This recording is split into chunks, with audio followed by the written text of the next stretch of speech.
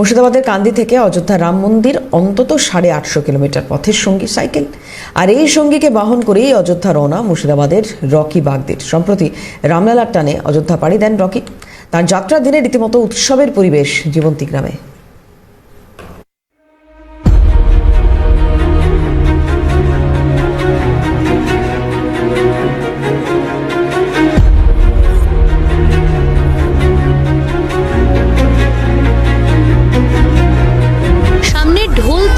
জয় Shriram slogan, উৎসাহী জনতার মাঝে সাইকেল টানছেন এই যুবক।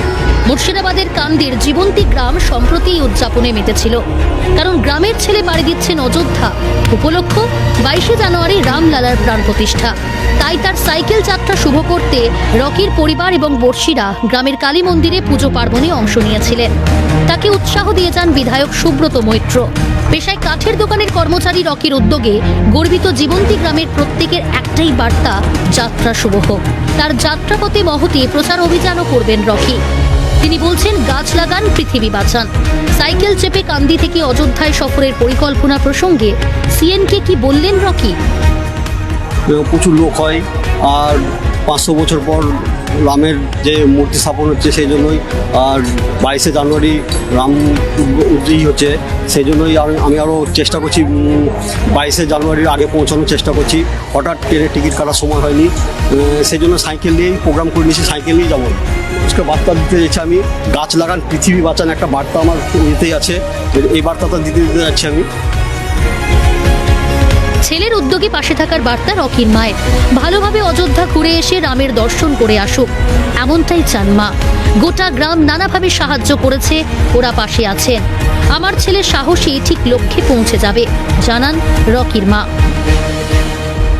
আচ্ছা, ভালোভাবে যাক, বাবা রামের করে আসুক, দর্শন করে আসুক। আমরা চাইছি মন থেকে ভালোভাবে ভালো করে জয় শ্রী। হ্যাঁ, একটু তো হবেই, ঠিক সে যখন আছে, যখন টেনেছেন উনি নিয়ে যাবেন, না না। ওকে বলছি ভালোভাবে যেন ভালো জয় করে বাড়ি আসুক, ভালোভাবে যাচ্ছে। চিন্তা তো একটু হবেই, তবু না, রামদেব যখন সঙ্গে আছেন যেন ওই সব করে। বর্ষা তো ছেলের সাহস আছে, আমারও সাহস আছে। প্রচুর প্রচুর গ্রামবাসী, মানে সবাই সাহায্য করছে, সবাই পয়সা দিয়ে সাহায্য করছে, সবাই পাশে দাঁড়িয়েছে, সব দেখছেন না, চারিদিকে সব এসছে। আমি এটা চাই, গ্রামের লোকেরও প্রচন্ড সাহস, মানে জুগিয়েছে ওকে। আগামী 22শে জানুয়ারি পুণ্যক্ষণ, অযোধ্যার নির্মীয়মান রাম মন্দির রামলালার বিগ্রহের প্রাণ প্রতিষ্ঠা।